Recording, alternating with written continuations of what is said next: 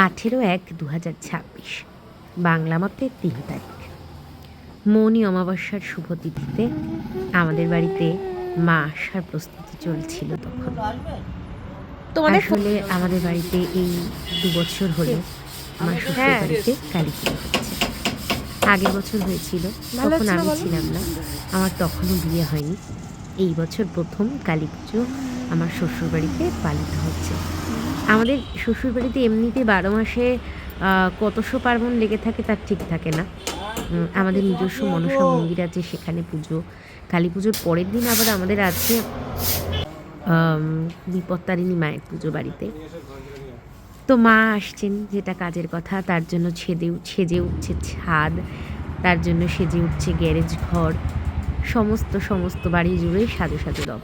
বাড়ির মানুষেরা তো ব্যস্তই মা আসবেন বলে, তার আহ্বানে যেন কোনো রকম ত্রুটি না থাকে।